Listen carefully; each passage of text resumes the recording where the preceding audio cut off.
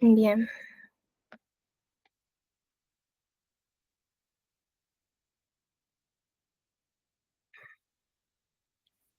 A ver, chicos, denme un momentito.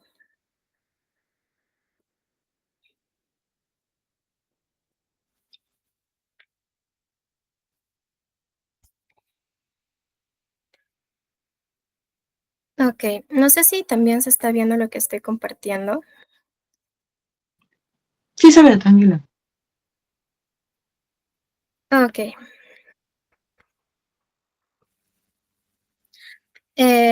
Bueno, chicos, como ya mencionó, mi compañera April, mi nombre es Isara Vilches, y en esta oportunidad, pues, vamos a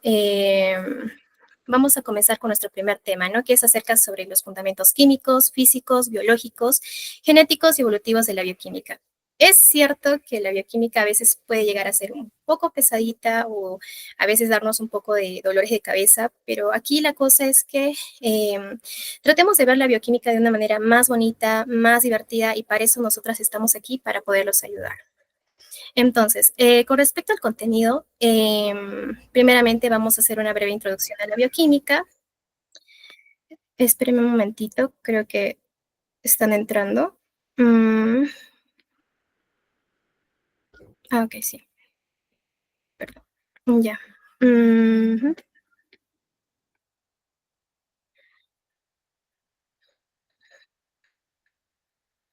Bueno, como iba diciendo con respecto a nuestro contenido, vamos a empezar primeramente con una introducción a la bioquímica, hablando un poquito más sobre su definición, asimismo su importancia.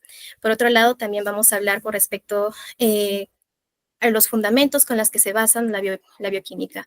Entre ellos, pues tenemos fundamentos celulares, químicos, físicos, genéticos y también evolutivos. Bueno, entonces empezamos definiendo sobre qué es la bioquímica, pero antes quisiera hablar un poquito más sobre la definición sobre la biología molecular. Bueno, cuando nosotros hablamos de biología en sí, nosotros hacemos, bueno, entendemos que la biología es aquella ciencia que va a estudiar, ¿no?, a todos los seres vivos, asimismo tanto su estructura, función, evolución, como también su origen. Y entonces, ¿qué tiene que ver la bioquímica con esto? Bueno, la bioquímica en sí vendría a ser una parte o una área de la biología.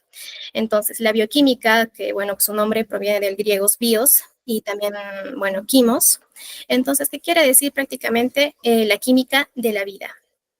Entonces, la bioquímica en sí va a ser una ciencia que se va a encargar de estudiar pues a todas nuestras biomoléculas con las que estamos conformados, o bueno, en general con las que están conformados todos los seres vivos, y asimismo las reacciones químicas que van a llegar a ocurrir dentro de ellos.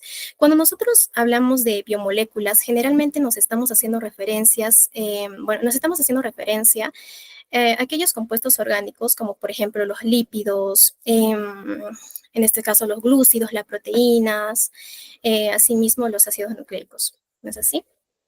Entonces, la bioquímica va a tener dos objetivos. Primeramente, se va a llegar a encargar de describir en términos moleculares los procesos químicos de los seres vivos, ¿no? Eso incluye tanto las reacciones químicas que van a llegar a ocurrir dentro de ellos y asimismo explicar su estructura y su función de cada biomolécula. Entonces, por otro lado, también se va a llegar a encargar de mostrar cómo las moléculas van a llegar a interactuar. ¿Para qué? Para que puedan así de esa manera mantener y perpetuar la vida. Entonces, ¿por qué es importante la bioquímica? ¿Para qué nos sirve que nosotros aprendamos la bioquímica en sí? Bueno, eso tiene que ver mucho con su relación en la medicina, que también va a estar relacionado también con la agricultura. Pero hay que recordar que la bioquímica pues nos va a permitir a nosotros entender todos esos procesos biológicos que van a llegar a sustentar la salud como la enfermedad. Es decir, el hecho de que prácticamente la enfermedad tenemos que verla desde dónde, desde su origen. ¿Y cuál vendría a ser el origen de una enfermedad? Pues tendríamos que irnos a revisar desde un punto de vista molecular y bioquímico, porque una alteración que pueda llegar a ocurrir entre las moléculas con las que están conformadas las células, pues pueden llegar a generar distintos tipos de enfermedades, ¿no? Entonces, por otro lado, hay que recordar que la bioquímica es muy importante. ¿Por qué? Porque nos va a ayudar a que nosotros también podamos entender y aprender lo que vendría a ser la genética, la fisiología, asimismo la inmunología, la farmacología, la toxicología y la microbiología. Aquí tengo una imagen, no sé si, bueno, se llega a ver, pero esta fue sacada del libro de Leninger. bioquímica, principios de bioquímica de Leninger.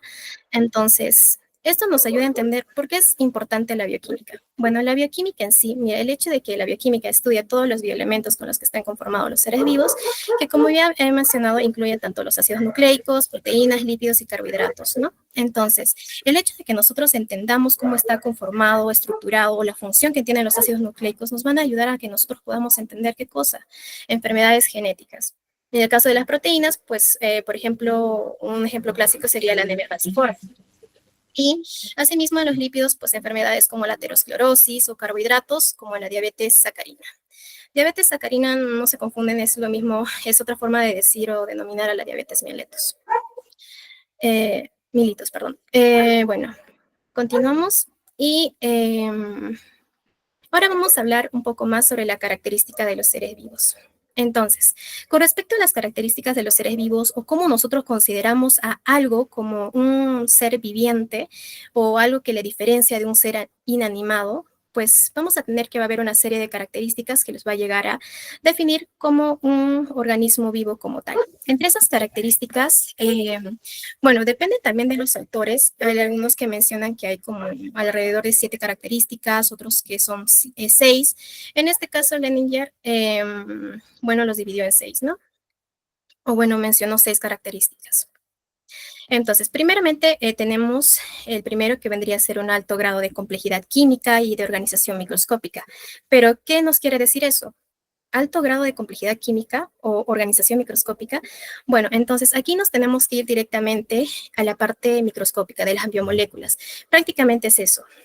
Hay que recordar que las biomoléculas pues están conformando, ¿no? A todas nuestras células, etcétera. Entonces, aquí vendría a ser que las biomoléculas a sí mismas, pues al momento de juntarse van a formar supramoléculas y las supramoléculas, digamos, a organelas celulares y las organelas celulares a sí mismo en conjunto pues van a conformar una célula. Entonces, cada una de estas biomoléculas también a su vez va a estar conformado por una secuencia y una estructura tridimensional. Por ejemplo, hablemos de las proteínas. Las proteínas en sí vendría a ser una secuencia de aminoácidos, ¿no? Pero una proteína también tiene una estructura tridimensional que nosotros podemos apreciar, ¿no? Entonces, la segunda característica para que nosotros definamos que algo se considere un ser vivo vendría a ser el sistema de extracción, transformación y el uso de energía del entorno. Cuando nosotros nos hablamos, bueno, hablamos de esto, generalmente nos estamos refiriendo a cómo los organismos vivos obtienen su alimento. En esto podríamos decir que, bueno, se dividen en dos, ¿no? Tenemos fotótrofos y quimiótrofos. En este caso, yo les haría una pregunta, ¿no? Nosotros, ¿en qué grupo estaríamos? Bueno, en nuestro caso, pues seríamos quimiótrofos, ¿verdad? Porque vamos a obtener energía mediante la oxidación de compuestos orgánicos. En esto, por ejemplo, tenemos, no sé si han oído hablar de estas rutas metabólicas de la glucólisis, ¿no? Entonces, aquí se estaría haciendo una oxidación de la glucosa. ¿Para qué? Con la finalidad de que nosotros podamos obtener energía. En cambio, en los fotótrofos, pues van a utilizar la energía lumínica para sintetizar su propio alimento. Entonces, ¿para qué es necesario que nosotros obtengamos energía o los seres en vivos en sí obtengan energía? Pues para que realicen trabajo, ya sea un trabajo mecánico, químico, osmótico y eléctrico, que en general todos estos requieren de energía. Por otro lado, tenemos otra de las características que vendrían a ser funciones definidas de cada componente y regulación. ¿Qué quiere decir esto? Funciones definidas, pero ¿de quién? Componentes, pero ¿qué componentes? Bueno, con respecto a esto nos estamos refiriendo que, a ver, un organismo vivo como tal está conformado por órganos, ¿verdad? Entonces, vemos por este lado, bueno, por ese ejemplo. Entonces, cada órgano va a tener una función. En este caso, digamos, ¿no? Como, por ejemplo, el corazón tiene su función, los pulmones tienen su función, el riñón tiene su función. Y con respecto a la regulación, es que cada uno de estos van a tratar de mantener el cuerpo en homeostasis, ¿no? En un equilibrio con sus sistemas o un equilibrio interno, como quieran llamarlo. Entonces, ¿qué sucede aquí? Por ejemplo, para que nosotros podamos llegar a entender un poquito más esto, lo voy a hacer mediante un ejemplo. Yo sé que, no sé si ustedes ya habrán llevado, no sé, las integraciones como, por ejemplo, cardiocirculatorio, como por ejemplo excretor. Entonces, pero si no, no hay ningún problema, igual lo vamos a poder entender. Por ejemplo, pongámonos una situación. Digamos que viene una persona que tiene, no sé, está hipertensa o de repente tuvo un tipo de hemorragia y, digamos, su volumen sanguíneo ha disminuido. Entonces, vamos a decir que la persona está pasando por un proceso de hipovolemia. Entonces, en esos casos, tu riñón, pues, bueno, entre las arterias que van a llevar la sangre a tu riñón, van a tener mecanorreceptores. Entonces, esos mecanorreceptores van a decir, Dios mío, aquí está, el flujo de sangre está disminuyendo. Entonces, hay una disminución de la presión arterial. Entonces, le avisan a tu riñón. ¿Y tu riñón qué dice? Ya, tengo que producir o tengo que liberar renina. ¿Y qué es renina? La renina vendría a ser una enzima, entonces vamos a tener que el hígado también pues va a producir lo que vendría a ser el angiotensinógeno. Entonces, la renina va a actuar más que todo para que el angiotensinógeno pues se convierta en angiotensina 1 y la angiotensina 1 a través de la enzima ECA o convertidora de angiotensina pues va a llegar a convertirla en angiotensina 2, pero ¿con qué todo esto? Con la finalidad de que digamos las arterias pues se contraigan, haya una mayor presión arterial, y asimismo también en los túbulos renales pues van a generar de que haya una, ¿cómo decirlo? Puedan llegar a absorber sodio, ¿no? Para que elevar esa presión sanguínea. Entonces, ahí estaríamos hablando ya nosotros de regulación. Entonces, cada componente que va a estar conformado en los organismos vivos van a tener una función. Y cada uno también van a participar en una regulación. ¿La regulación de qué? ¿Para qué? Para mantener la homeostasis. Entonces, más que todo eso nos referimos. Entonces, ahora pasamos a la cuarta característica. Bueno, entonces, con la cuarta característica, para que nosotros podamos definir a un ser vivo como tal, tenemos los mecanismos de detección y respuestas a alteración del entorno. Entonces, hay que recordar que todo organismo vivo va a tener mecanismos de detección. A ver, pongámonos otro ejemplo, un ejemplo divertido, ya que de repente aquí la mayoría ya también llevó neuro. Entonces, hay que recordar que nosotros vamos a tener receptores, ¿no es así?, en nuestra piel. Entonces, esos receptores van a captar ciertos estímulos, ya sea también de repente, alto grado de temperatura, el dolor, etcétera, ¿no? Entonces, al momento de que de repente, no sé, tú te pinchas con una espina, ¿no? Ese va a ser detectado por receptores de la piel. Entonces, eso va a llevar toda una serie de señales. ¿Para qué? Para que tú puedas, uno, saber que estás sintiendo dolor, ¿ya? Para que se procese y dije, no, Dios mío, estoy sintiendo dolor. Entonces, ¿para qué? Para que tú reacciones, ¿no? De repente te quemas con una hornilla y ya reaccionas, ¿no? Más que todo sería en esa parte, pero a veces ese ejemplo queda un poco corto, pero en sí sería la capacidad de los organismos vivos para percibir alteraciones en su entorno y que ellos también se puedan adaptar a esos procesos químicos internos o su ubicación dependiendo, bueno, mucho del ambiente que los rodea. Como quinta característica tenemos la capacidad de autorreplicación y asimismo de autoensamblaje. Entonces, ¿qué quiere decir esto? Más que todo aquí se está refiriendo a la capacidad de reproducción, ¿no? Y una reproducción precisa. Y el hecho de autoensamblarse generalmente, a ver, hagamos otro ejemplo. Digamos tú te haces una herida punzante o un corte punzante, ¿no? Entonces, no sé, con algo de repente un objeto punzante. Entonces, ¿qué va a suceder? Va a haber como que una ruptura, ¿no? De nuestro tejido epitelial. Entonces, la capacidad de que esto se pueda llegar a regenerar, entonces eso generalmente nos estamos refiriendo con autoensamblaje. Entonces, como sexto, tenemos la capacidad de cambiar a lo largo del tiempo mediante evolución gradual. Hay que recordar que los organismos vivos pues siempre están en constante evolución, ¿no? Y además siempre se van a van a tratar, ¿no? De adaptarse a los nuevos cambios, nuevas condiciones, y eso también va a generar, ¿no? O bueno, generó y sigue generando gran diversidad en todas las formas de vida posibles.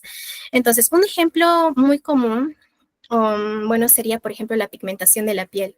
No sé si han visto que hay otras personas que tienen, bueno, son un poquito de color un poco más de moreno, son un poco más, un color moreno o un color de tez, no sé, tez blanca, ¿no? Entonces, esto fue, también tiene un origen evolutivo. ¿Cómo así?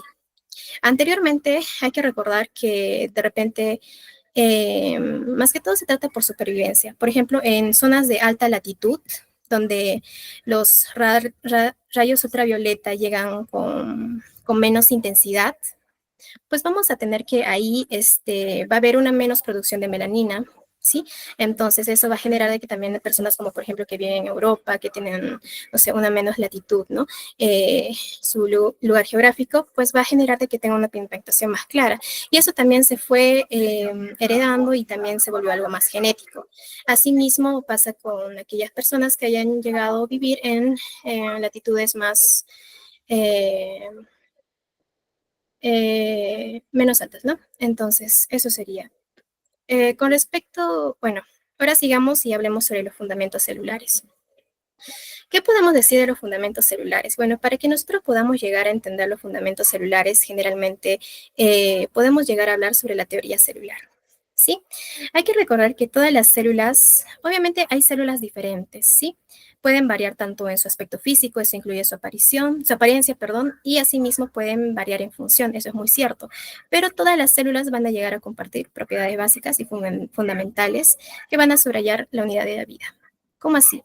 Entonces, a ver, yo les hago un ejemplo muy sencillo para que ustedes puedan llegar a entender. Eh, ¿Ustedes creen que los enterocitos son lo mismo que las células, o bueno, del hígado, como por ejemplo los hepatocitos? Bueno, obviamente van a tener o van a estar conformados o van a tener composición estructural, de repente, una composición similar, ¿no? Por ejemplo, tú te dices, ya, pero digamos mi hepatocito tiene el retículo endoplasmático liso, eso es cierto. Y mi enterocito, o bueno, claro, mi enterocito también va a tener un retículo endoplasmático liso. Pero ¿qué sucede aquí? En el caso de los hepatocitos, que son células del hígado, pues van a estar más desarrollada esta organela celular, ¿no? Que es el retículo endoplasmático liso.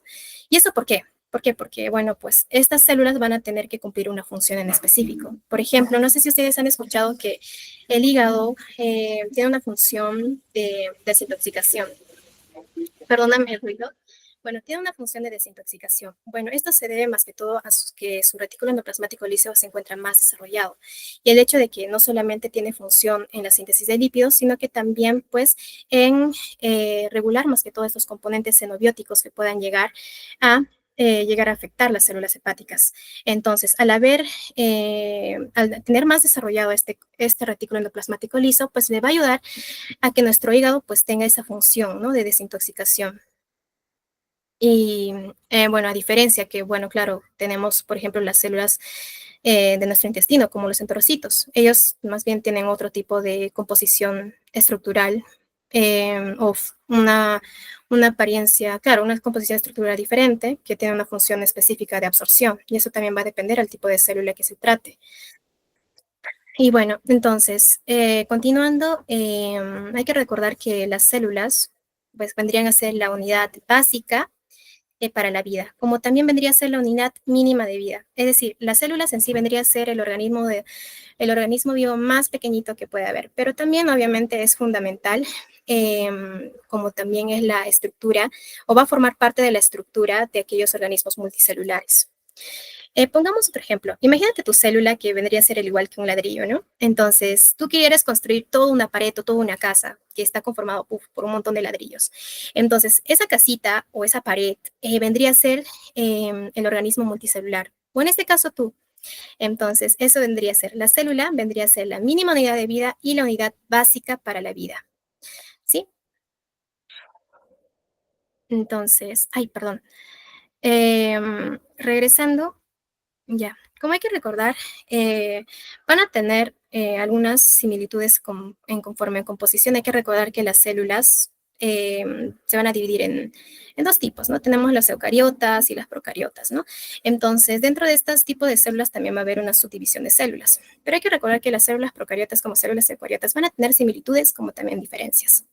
Entonces, cada uno va a tener, ¿no? Su citoplasma, una membrana plasmática, los ribosomas, el núcleo, bueno, el núcleo en el caso de las células eucariotas y el nucleoide en células procariotas, ¿no? Asimismo, eh, membranas nuclear bueno, membrana nuclear en el caso, pues, ¿no? De los eucariotas y también organulos en el caso de eucariotas. Son algunas diferencias. Y bueno, entonces, siguiendo con la clase, hay que recordar que, bueno, las células son importantes para la vida, ¿verdad? Entonces, bueno, hay que recordar que las células también tienen un tamaño, pero a veces decimos las células, claro, tienen un tamaño, pero ¿cuáles son sus límites? ¿Qué es lo que le determina el tamaño de esta célula? Bueno, entonces la célula va a tener un límite inferior y un límite superior. ¿Cómo así? ¿Límite inferior, límite superior? ¿Cómo es eso? Bueno, hay que recordar que el límite inferior de nuestras células, y es el que también va a aportar a que, bueno, pues se forme el tamaño como tal de la célula, pues va a estar conformado por toda esa diversidad de biomoléculas que va a contener dentro de ella. Ese va a marcar el límite inferior. Pero, ¿qué sucede con el límite superior? El límite superior va a estar marcado más que todo por la velocidad de difusión de las moléculas disueltas, es decir, la difusión, ¿no? Cómo están entrando y saliendo las biomoléculas, o bueno, en este caso sustancias, a través de la membrana celular, ¿no? Entonces, bueno, esto va a tener mucha relación con el área de superficie y volumen. Y ahora me estarán preguntando, ¿relación de área de superficie con volumen? Bueno, cuando nosotros hablamos de área de superficie, imagínense que esta es la célula. Ya, entonces el área de superficie generalmente vendría a ser toda la membrana plasmática, ¿no? Todo lo que está en la superficie. Y el volumen, pues todo lo que tiene dentro de la célula. Entonces, el área de superficie, imagínense, mientras más grande sea el área de superficie, ¿qué va a pasar? Va a haber una mayor captación de sustancias, ¿verdad? Entonces va a ser más favorable. Entonces, y asimismo, pues va a haber una mayor disponibilidad de moléculas. Imagínate que esta sea una superficie de una célula chiquita y tenemos un montón de moléculas. ¿Tú crees que va a llegar a captar la misma cantidad de moléculas que va a captar una célula más grande que tiene una superficie, no sé, que obviamente su área de superficie es mucho más grande y mucho más extensa? No, ¿verdad? Perdónme, voy a tomar un poquito de agua. Ya. Entonces, más que todo se trata de eso. Y con respecto al otro, el volumen, pues no, nunca va a llegar a ser mayor que el área de superficie. Sí, nunca, nunca puede ser mayor que el área de superficie. ¿Por qué? Porque prácticamente no se produciría energía de forma eficiente. Y eso sería con respecto a las dimensiones celulares. Y bueno, bueno, también lo que podemos encontrar en el fundamento, en los fundamentos celulares, es uno que los seres vivos o los organismos vivos como tal se van a agrupar en dominios, ¿no? Esos dominios hay que recordar que vendría a ser, bueno, los 3 dominios que ya conocemos, que vendría a ser el de las bacterias, el de las arqueas y asimismo de los eucarias, ¿no? Y asimismo, obviamente, estos se van a llegar a dividir, ¿no? En otras filias. Entonces, eso sería. Con respecto a una diferencia muy curiosa que podemos hallar entre las bacterias y las arqueas, es que las arqueas pues prácticamente son extremófilas. ¿Qué podemos entender con extremófilas? No sé si alguna vez han visto ustedes de que, no sé, hay personas que les encantan los deportes extremos, no sé, etcétera. Entonces, imagínense que las arqueas son algo así.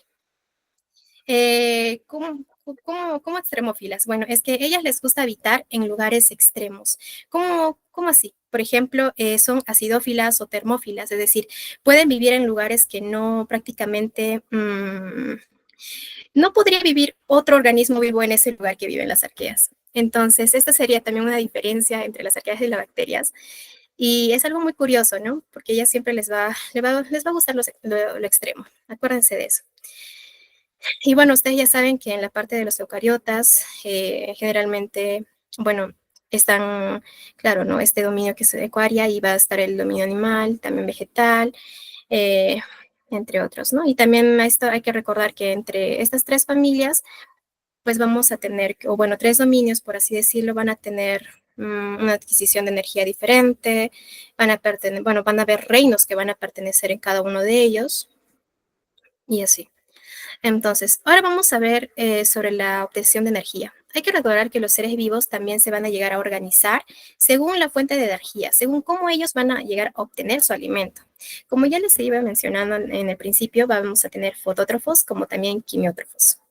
Los fotótrofos en sí van a recolectar y utilizar la luz solar, es decir, la energía lumínica. Obviamente esta energía lumínica va a pasar por una serie de procesos para formarse en energía química y de esa manera también, por ejemplo, en las plantas, ¿no? Que a través de la fotosíntesis pueden llegar a obtener ese tipo de energía.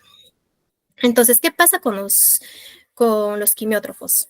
En el caso de los quimiótrofos, pues vamos a tener que, bueno, nosotros formamos parte de ellos, ¿no? Generalmente obtienen la energía mediante la oxidación de combustibles químicos. Y yo ya les había dicho que en este caso pues, tendríamos procesos o rutas metabólicas, ¿no? Como por ejemplo la glucólisis. La glucólisis vendría a ser la oxidación de la glucosa. ¿Para qué? Para que tengamos, bueno, con una finalidad, ¿no? De que nosotros podamos obtener energía. Por ejemplo, la beta-oxidación de los ácidos grasos también entra ahí, que vendría a ser la oxidación, ¿no? De todos los ácidos grasos y los cuales nos pueden ayudar a nosotros para que también podamos obtener energía. Todo es con la finalidad de obtener energía. Entonces, Eso sería. Entonces, hay que recordar que tanto los fotótrofos como los quimiótrofos se van a dividir tanto en autótrofos como heterótrofos. Los autótrofos hay que recordar que son aquellas, ¿no?, que van a producir su propio alimento, ¿no? ¿No es así? Por ejemplo, ahí están las plantas, ¿no?, que ellas sí producen su propio alimento. En cambio, los heterótrofos son como nosotros. Ay, perdón. Que nosotros requerimos todavía de alguien más, como por ejemplo las plantas, para obtener esa energía, no de otros nutrientes orgánicos, de otros organismos. Por ejemplo, ustedes imagínense que están, no sé, comiendo un pan, ¿no?, en el desayuno, su hamburguesa, etcétera.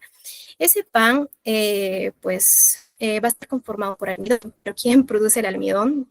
A través de una serie de reacciones químicas, etcétera, pues van a ser las plantitas, ¿no? Entonces, nosotros estamos consumiendo, ¿qué cosa? También la energía lumínica, pero de manera indirecta. Más que todo eso nos referimos. ¿Para qué? Poner la finalidad de obtener energía. Entonces, siguiendo, vamos a tener que las células pues van a estar compuestas por jerarquías de superestructuras moleculares. ¿Cómo así? Primeramente, vayamos con los monómeros. Cuando nosotros nos referimos a monómeros, son como que el pequeño ladrillito, así como las células van a conformar a los organismos multicelulares. Imagínense algo así. Los monómeros también son como que compuestos chiquititos, ¿ya? Que van a formar, no sé, una molécula grande. En este caso, pues, digamos, los aminoácidos, ¿no? Imagínense que estos son aminoácidos con el pequeño ladrillo con el que están formadas las proteínas. ¿Y las proteínas qué vendrían a ser? Un polímero. Entonces, sabiendo esto, ya podemos explicar un poquito más esto. Entonces, hay que recordar que las unidades monoméricas, como por ejemplo los nucleótidos, claro, los nucleótidos, los aminoácidos, como también los carbohidratos, al momento de que estos se empiecen a unir, claro, se empiecen a unir entre ellos a través de enlaces, tanto covalentes como no covalentes, van a formar a las macromoléculas. Las macromoléculas, por ejemplo, el ADN, ¿no? Que el ADN pues está conformado por nucleótidos y asimismo las proteínas de aminoácidos y la celulosa, que es un tipo de azúcar, pues de los carbohidratos. Entonces, estas moléculas no solamente se quedan ahí, sino que también se van a empezar a unir con otras macromoléculas. ¿Para qué? O simplemente van a tener otro tipo de conformación y van a formar lo que son los complejos supramoleculares. Entonces, estos complejos supramoleculares, como tenemos, por ejemplo, en el caso de los cromosomas, ¿no? Cromosomas, está la membrana plasmática, la pared celular. Entonces, vamos a tener que todo esto en conjunto y de manera integrada nos va a formar a nuestra célula como tal. Sí, esto sería más que todo con respecto a que nuestras células están compuestas por jerarquías. Bueno, entonces, ahora hablemos con respecto a los fundamentos químicos. Obviamente la bioquímica, bueno, siempre ha tratado de explicar, y hasta ahora trata de explicar en términos químicos, las estructuras y las funciones biológicas. Pero aquí vamos a hablar un poquito más de la historia. Bueno, no tanta historia como tal, pero sí un poquito. A ver, vamos a tener primeramente a este señor, no sé si lo conocen. Bueno, este es Antoine Laurent de Lavoisier, no sé si estoy pronunciando bien, perdón, pero la cuestión es que este es el padre de la química moderna. Ya, y también este señor de aquí también sentó las bases de la bioquímica moderna. ¿Cómo así? Este señor dijo que, bueno, las sustancias que van a componer los minerales, que son compuestos inorgánicos, son más simples que con respecto a los del mundo animado, es decir, de los compuestos orgánicos, ¿no? Como los lípidos, los carbohidratos, asimismo, los ácidos nucleicos, ¿no? Entonces, más adelante vamos a tener a Jacques Monod. No sé si estoy pronunciando bien, pero la cuestión es que en el año 1954 él mencionó algo curioso. Lo que es cierto para la Escherichia coli es cierto para el elefante. ¿Cómo así? ¿Cómo puede dos organismos tan diferentes pueden tener similitud en algo? Y aquí les pongo otro ejemplo muy curioso. Ustedes saben que un lenguaje universal vendría a ser la música o los números, ¿verdad? Ya, imagínense algo así esto. Este señor planteó sobre lo que es la unidad bioquímica. Eso quiere decir la universalidad de intermediarios y transformaciones químicas. ¿Qué son intermediarios? Bueno, los intermediarios, o también llamado metabolitos, yo todavía no quiero complicarles un poco con esas definiciones. Ya más adelante, cuando avancemos metabolismo, lo vamos a entender mejor. Pero los intermediarios, más que todo, vendrían a ser como estos compuestos que van a empezar a actuar en rutas metabólicas, ¿sí? Entonces, para que tengan más o menos una idea, pero más adelante igual les vamos a explicar con mayor detalle. Entonces, también van a formar parte, ¿no?, de las transformaciones químicas que nosotros hacemos referencias a estos procesos de catálisis o anabolismo, ¿no?, que vendría a ser síntesis o destrucción de moléculas. Entonces, vamos a tener que, por toda esta universalidad, todos los organismos, bueno, eso nos da a nosotros entender, ¿no?, que todos los organismos van a compartir un origen evolutivo, es decir, un ancestro en común. Y ahora sí nos vamos a la parte divertida. ¿Cómo es posible que un elefante, no sé, pueda llegar a tener algo de similitud en, digamos, con la Escherichia coli, ¿no?, que es una bacteria? Es por este principio de universalidad. Por ejemplo, tanto la Escherichia coli como nuestro elefante, pues van a realizar lo que es este proceso químico como la glucólisis. ¿Con qué finalidad? Pues con la finalidad de obtener energía. En eso se parecen. Entonces, eso más que todo se refiere, pues, ¿no? Jacques, que nos habla sobre la unidad bioquímica. Entonces, continuando, vamos a hablar sobre la composición química de los organismos vivos. Para esto hay que recordar un poco sobre la química orgánica. No se asusten, no vamos a entrar mucho a detalle sobre la química orgánica, pero es necesario que nosotros podamos hablar sobre los bioelementos. Con respecto a los bioelementos, y como bien dice su nombre, son elementos de la vida, son aquellos elementos que van a formar parte de aquellos organismos vivos, ¿no? De todos los organismos vivos en sí. Entonces, Entonces, vamos a tener que, de esos 118 elementos químicos que hay en nuestra tabla periódica, obviamente hay algunos que dicen que hay más, que menos, etcétera, pero entre 20 y 26 van a decir, o bueno, van a ser bioelementos, ¿no? O que van a estar dentro de los organismos vivos. Y vamos a tener que bueno, esto también depende del autor, ¿no? Dicen que los elementos más abundantes es el chom. Otros también consideran aquí el fósforo y el azufre, pero principalmente el chom, ¿no?, que vendría a ser el carbono, el hidrógeno, el oxígeno y el nitrógeno. Y obviamente estos van a llegar a representar el 99%. Bueno, esto también depende según el autor. Por ejemplo, esto es según Leninger, y esto es según el libro de biología, La vida en la Tierra. Entonces, que dice que representa un 96%, ¿no? Entonces, esos bioelementos van a ser considerados los bioelementos primarios, pero obviamente también vamos a tener bioelementos secundarios y oligoelementos, que obviamente son los que se van a encontrar en menor cantidad en un organismo vivo.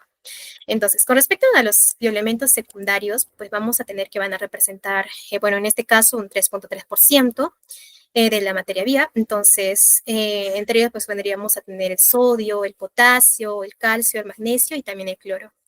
Y otros más, ¿no? Y también, por otro lado, tenemos los oligoelementos, que estos prácticamente se encuentran en un menor porcentaje en los organismos vivos. Que aquí, bueno, pues como por ejemplo tenemos el hierro, el cobre, el zinc, el yodo y el fósforo. Entonces, acá yo les puse una tabla para que más o menos puedan ver el porcentaje con el que se encuentran, ¿no?, estos bioelementos en los organismos vivos.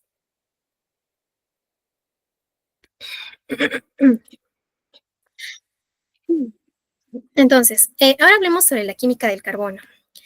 Más bien disculparme si a veces me escuchan un poco afónica, la verdad estoy un poco enferma, pero no importa, continuamos. Entonces, ahora hablemos sobre la química del carbono. El carbono, ¿por qué es tan importante en los seres vivos? Bueno, hay que recordar que todos los bioelementos con los que, bueno, hemos estado hablando ya hasta ahora, pues generalmente van a ser conformados por hidrocarburos. ¿Qué son los hidrocarburos? Bueno, los hidrocarburos pues vendrían a ser, ¿no?, compuestos que están generados o conformados generalmente por carbono e hidrógeno. Entonces, hablando de la química del carbono, hay que recordar que, bueno, ¿no?, que la química de los organismos vivos se va a llegar a organizar alrededor de este átomo, ¿no? Y es un átomo tetravalente. ¿Qué quiere decir que es un átomo tetravalente? Es decir, que puede llegar a formar hasta 4 enlaces. Y entre esos 4 enlaces, pues podemos tener que puede formar enlaces simples, enlaces dobles, enlaces triples. Pero a su vez, todo esto, pues puede llegar a formar, ¿no?, diferentes estructuras, por ejemplo, cadenas de carbono simples, o de repente algunas ramificadas o las cíclicas. Entonces, aquí vamos a poner otro ejemplo. ¿Por qué es importante? Por ejemplo, las proteínas, ¿no? Ya hemos mencionado que las proteínas son polímeros que están conformados por aminoácidos. Entonces, en los aminoácidos, pues obviamente más adelante vamos a hablar con más detalle, pero ya esto es para que tengan una idea. Tenemos aminoácidos aromáticos. Los aromáticos, como por ejemplo la fenilalanina o la tirosina, ¿no? Hay otro más, la verdad no me acuerdo ahorita su nombre, pero la cuestión es que van a estar conformados por ciertos compuestos cíclicos o hidrocarburos cíclicos, entonces que son conocidos como los fenoles, ¿no? O los bencenos. Entonces, esto va a formar parte de su estructura. Entonces, es por eso que es necesario que nosotros entendamos bien por qué viene la importancia, ¿no? Del carbono aquí. Entonces, hay que recordar que mientras el carbono en una estructura tridimensional, cuando va a tener todos sus enlaces ocupados, ¿no? Porque, bueno, tiene 4 electrones de valencia en su última capa. Cuando todos estos 4 electrones van a estar ocupados mediante enlaces covalentes, vamos a tener que va a formar, ¿no? Un ángulo de 109.5 grados. Y esto es necesario porque, es importante, uno, porque nos va a permitir a que nosotros entendamos la quiralidad del carbono, pero más adelante les voy a hablar sobre eso. Entonces, ya, ahora hablemos sobre que las macromoléculas, bueno, es cierto que van a llegar a poseer grupos funcionales basados en carbono. Hay que recordar que ya hemos mencionado, ¿no? Anteriormente que las biomoléculas son derivados de hidrocarburos. Entonces, estos hidrocarburos van a tener grupos funcionales. Entonces, esos grupos funcionales, pues, le van a permitir o le van a determinar tanto sus propiedades químicas como físicas, ¿no? Entonces, por ejemplo, acá ponemos un ejemplo, ¿no? El aminoácido. El aminoácido en sí vendría a ser una molécula polifuncional. ¿Por qué? Porque va a tener unos grupos funcionales, ¿no? Como por ejemplo el amino o también el grupo carboxilo, ¿no? Entonces, más que todo se refiere a eso. Y estos le van a dar función. Y además, aparte de esto, este le va a permitir a este aminoácido, ¿para qué? Para que pueda reaccionar o para que puedan llegar, claro, reaccionar o interactuar con otro tipo de moléculas y realizar, por ejemplo, un tipo de uniones, ¿no? Por ejemplo, a través del enlace peptídico, de repente ustedes ya lo han escuchado. Entonces, más que todo sirve para esto, los grupos funcionales. Entonces, acá también hay una tablita que nos explica, ¿no? Los nombres de las familias que pueden tener los grupos funcionales. Por ejemplo, tenemos el grupo hidroxilo, en los aldehídos tenemos los carbonilos y las cetonas de los carbonilos. Esto es muy importante. Por ejemplo, en el aldehído y la cetona son grupos funcionales que se encuentran ¿en dónde? En los sacáridos, ¿no? En los carbohidratos. Entonces, también es muy importante que lo entendamos. Por ejemplo, también el ácido, las aminas y las amidas. Como ya sabemos, el amina se encuentra en las proteínas, o bueno, en los aminoácidos, por así decirlo. El tiol, el éster creo que se encuentran claro, en moléculas lipídicas, en los lípidos, ¿no?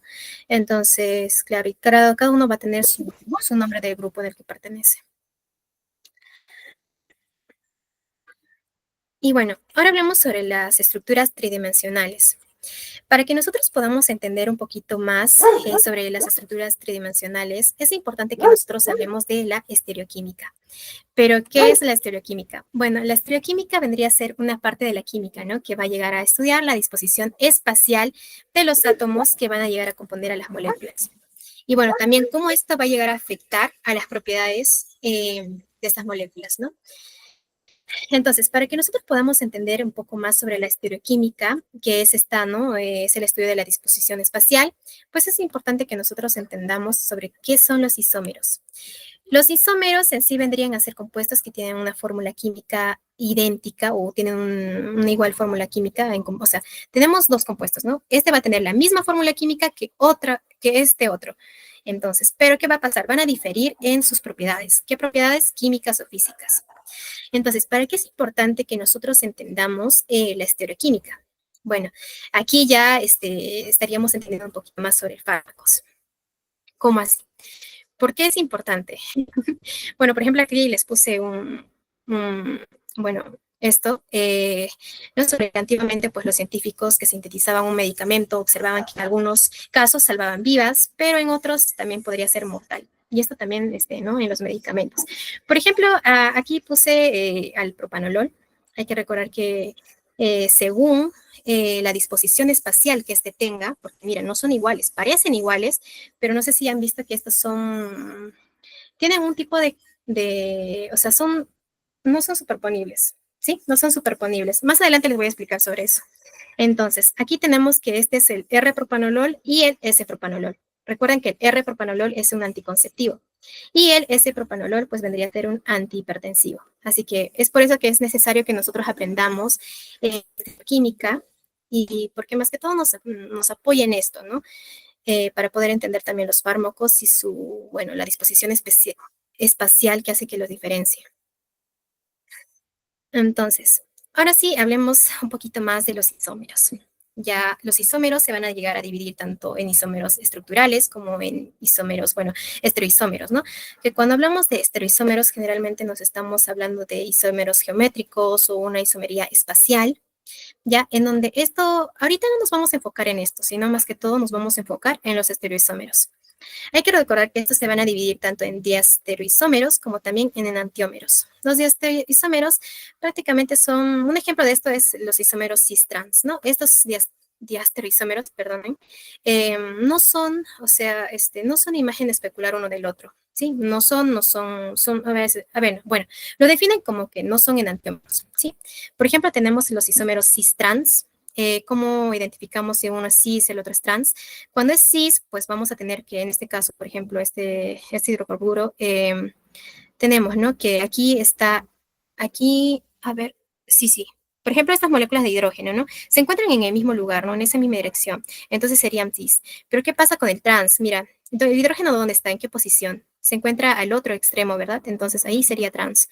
Entonces, ahora enfocándonos más en los enantiómeros, bueno, los enantiómeros en sí son imágenes especular uno del otro. Quiero que se fijen ahorita sus manos y ustedes dicen, Dios mío, mis manos son iguales, ¿no? Pero ¿qué pasa si ustedes le van a empezar a superponer? ¿No? Entonces, a eso más que todo se refiere. Entonces, estas moléculas generalmente van a estar conformadas por moléculas quirales. ¿Y qué son las moléculas quirales? ¿Quiénes son las moléculas quirales? Bueno, aquí un ejemplo bien claro vendría a ser el carbono. El carbono vendría a ser una molécula quiral. Es por eso que los carbonos pues tienen esa propiedad, ¿no? De la quiralidad. Y, y ya, pues entonces, cuando dice care, que proviene de quirales, care del griego significa mano, entonces quiere decir que no son superponibles, ¿no? No se pueden superponer. Por ejemplo, no sé si pueden ver mi pulgar acá, ya, entonces no está en el mismo lugar que mi otro pulgar, más que todo a eso se refiere. Son iguales, bueno, se ven iguales, pero si tú lo pones en un espejo, ¿no? Pero se pueden superponer, no se pueden superponer, más que todo eso se refiere. Y bueno, ¿cómo identificamos o cómo le llamamos al otro que de repente, no sé, tiene un giro hacia la izquierda, el otro tiene un giro hacia la derecha? El que va a tener un giro hacia la izquierda, más que todo su grupo funcional, cuando va a tener un giro hacia la izquierda o en sentido horario, pues lo vamos a llamar rectus, ¿sí? Y el que va a tener un giro hacia la derecha va a ser pues un sinistra, creo que si no mal recuerdo se llama ¿no? Y es por eso que aquí viene la diferencia, ¿no? Lo que ya hemos estado comentando del propanolol. Pueden decirse que son compuestos casi iguales, tienen la misma fórmula química, pero su disposición espacial es diferente, ¿no es así? No son superponibles. Entonces, eso vendría a ser la diferencia. Por más que puedan llegar a ser tan iguales, hay que recordar, pero tienen, ¿qué cosa? Propiedades, tanto químicas y físicas diferentes. Es por eso que uno actúa como anticonceptivo y el otro actúa como antihipertensivo.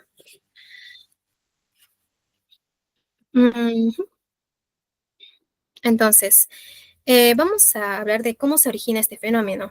Bueno, la quiralidad ya se va a llegar a originar, ya había mencionado, ¿no? Que el carbono es un compuesto quiral, ¿no? Es un átomo quiral. Entonces, ¿por qué? Más que todo se debe a su composición, o bueno, no su composición, sino a la geometría tetraédrica del carbono, ¿no? Que va a llegar a formar 4 enlaces, ¿no?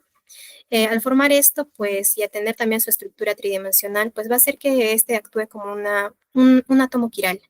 Sí, entonces este es, claro, se denomina simétrico quiral y también genera estereoisómeros o isómeros ópticos, como ya lo hemos estado comentando anteriormente. Entonces, ahora hablemos sobre los fundamentos físicos. Bueno, hay que recordar y hay que tener, más que todo hay que tener en cuenta que la bioquímica va a permitir comprender en términos cuantitativos y químicos los medios por los cuales se extrae, canaliza y consume energía en las células vivas. Entonces, ¿para qué es necesario, o sea, para qué nos sirve la energía, ¿no? O ¿para qué le sirve la energía a los seres vivos? Bueno, en sí, para todos los procesos biológicos que puedan, que necesitan ellos realizar, ¿no? Para mantener y perpetuar la vida. Entonces, entre ellos, pues tenemos el movimiento celular, por ejemplo, también tenemos el mantenimiento del almacenamiento, la expresión de la información, eh, o al momento de que realicen, ¿no? De repente, estas reacciones químicas. Entonces, acá también les puse una imagen curiosa sobre que si ustedes sabían que las células pues han desarrollado mecanismos para acoplar energía en otros procesos que consumen energía. ¿Cómo es eso? Por ejemplo, en el caso de cuando hablamos de catabolismo o anabolismo, el anabolismo generalmente nos estamos refiriendo a la síntesis de una molécula más compleja, ¿no? A partir de moléculas simples. Y el catabolismo, pues, es de una molécula compleja cuando ésta se va a empezar a desintegrar, ¿no? En moléculas más simples. Entonces, digamos la glucólisis. La glucólisis es un ejemplo claro de catabolismo, ¿no? Entonces, vamos a tener que estas, mediante todo este proceso o ruta metabólica que estas realizan, van a liberar energía. Pero esta energía también va a poder ser utilizada ¿para qué? Para reacciones químicas, o bueno, mejor dicho, rutas químicas, bioquímicas como el anabolismo, ¿no? O la síntesis de algo, ¿no? Entonces, más que todo a eso se refiere de la acoplación de la energía. Entonces, hay que recordar que la célula también, las sustancias, siempre van a estar en ese intercambio de sustancias, ¿no? Con su entorno. Entonces, eso genera de que también las células, pues, se consideran como que están en un estado estacionario dinámico. Entonces, continuando, vamos a tener sobre ya, la transformación de materia y energía. ¿Qué podemos decir de esto? Bueno, hay que recordar que todas las reacciones químicas van a tener lugar en una solución, ¿no? Entonces, para esto es importante que nosotros conozcamos dos términos, el sistema. El sistema, bueno, pues cuando hablamos de sistema, nos vamos a referir a todo aquello que está incluido en una región en el espacio. Y esto va a involucrar cosas, reactivos, los productos, disolventes y la atmósfera. Los reactivos son aquellos compuestos, ¿no? Que están reaccionando ¿para qué? Para producir un producto. ¿Y dónde se realiza todo este proceso? En un disolvente, ¿no? En un medio acuoso. Y obviamente aquí también va a entrar lo que es un poco el entorno, ¿no?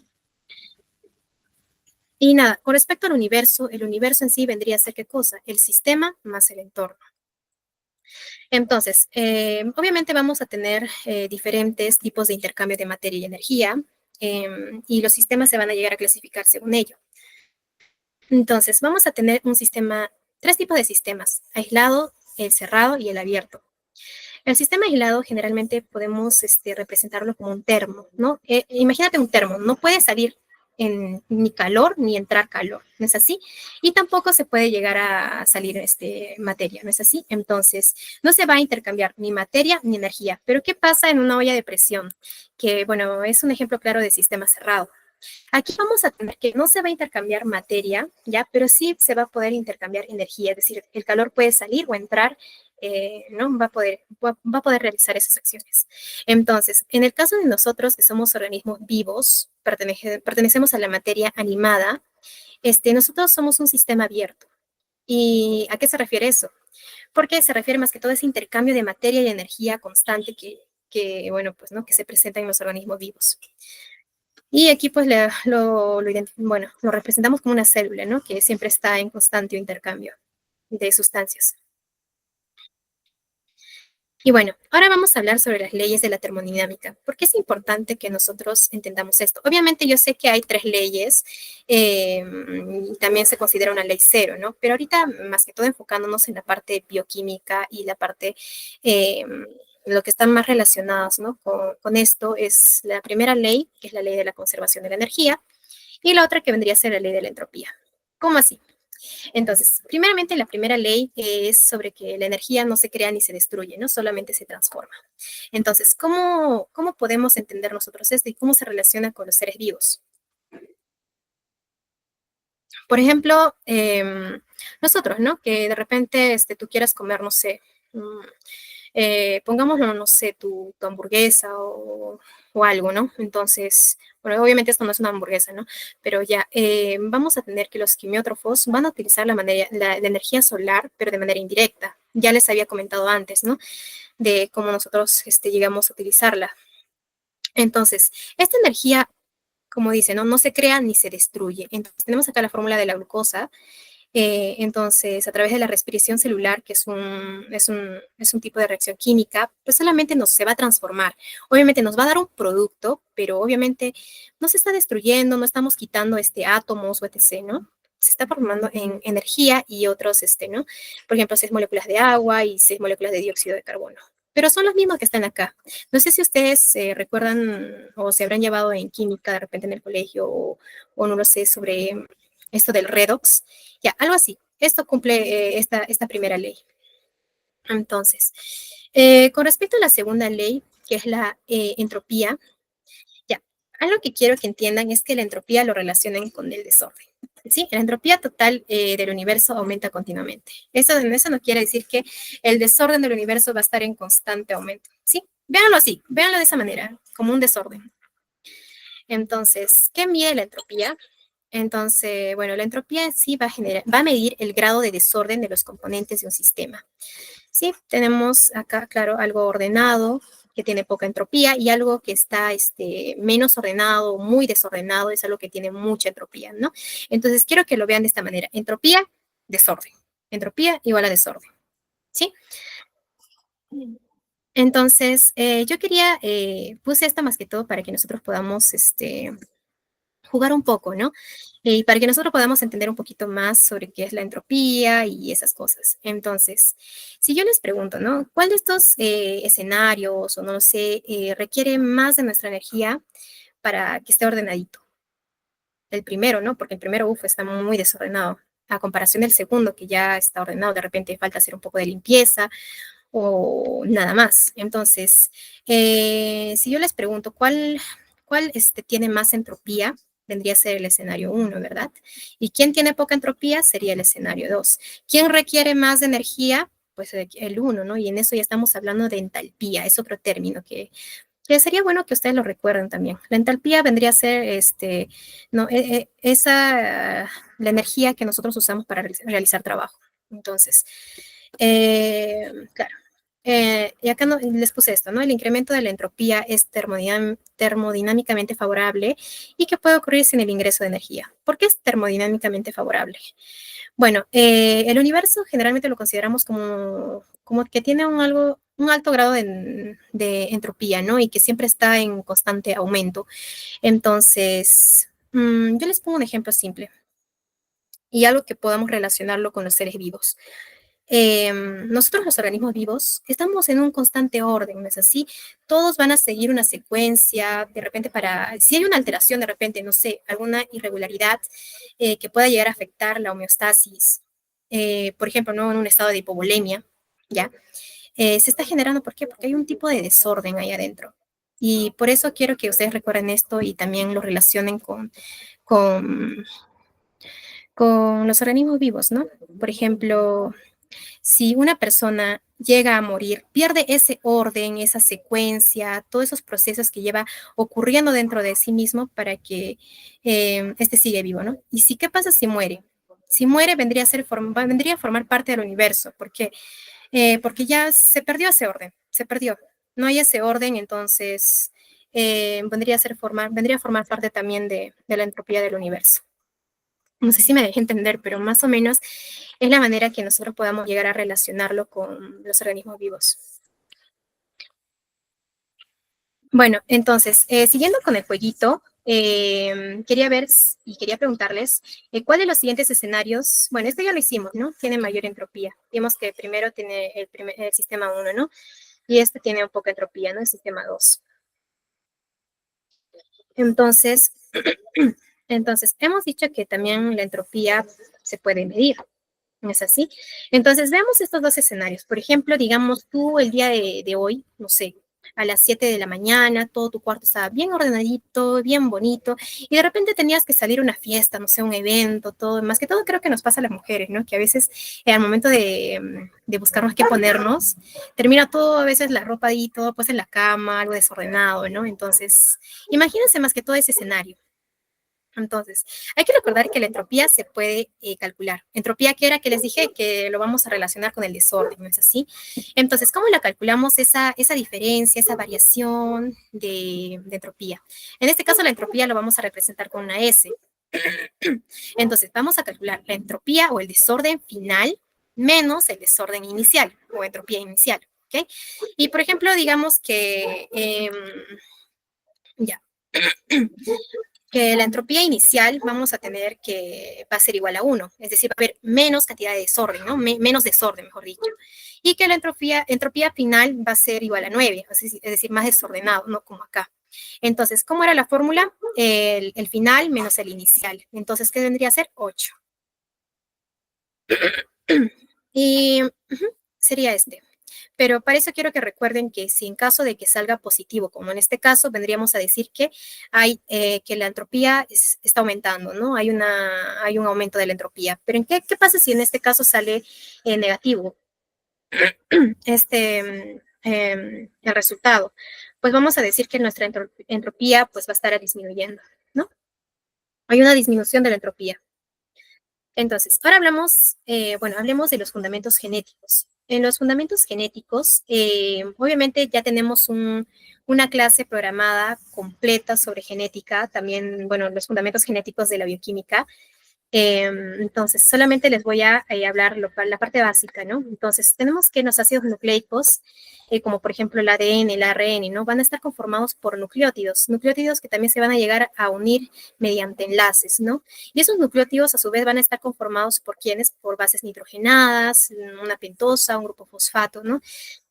Y asimismo, las bases hidrogenadas van a estar compuestas claro, van a ser compuestos cíclicos que van a tener en su estructura un nitrógeno, ¿no? Y así, y hay que recordar que nuestra información genética pues se encuentra en estos ácidos nucleicos, ¿no? En nuestro ADN, que vendría a ser nuestro material genético. Y ya casi terminando, serían los fundamentos evolutivos. Hay que recordar que, obviamente, a pesar de la fidelidad, ¿no? Casi perfecta de la replicación que puede haber en un caso de que, por ejemplo, cuando hablamos de la replicación celular o en ese caso de la mitosis, nosotros tenemos que, puede haber errores, pero esos errores siempre van a poder ser reparados. Pero en el caso de que no sea así, pues esto también van a tener repercusiones, ¿no? En nuestro ADN y va a provocar cambios tanto en la secuencia de nucleótidos, ¿no?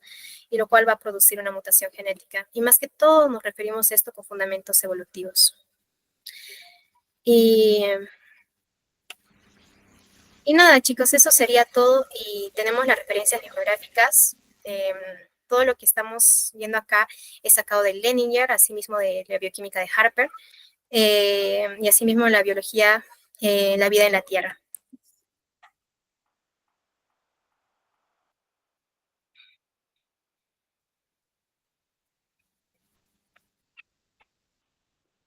No sé si ustedes tienen alguna duda con respecto a esto. Si no, normal lo pueden realizar por el chat privado o de repente prender su audio y comentarlo por aquí.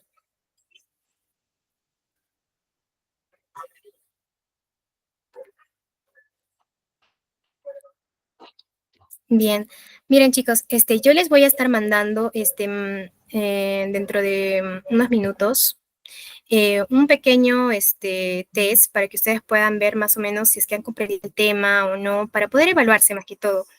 Sí, va a constar de 5 preguntas y nada, espero que les haya gustado la clase del día de hoy. Y nada, ya la próxima clase continuamos el miércoles con April.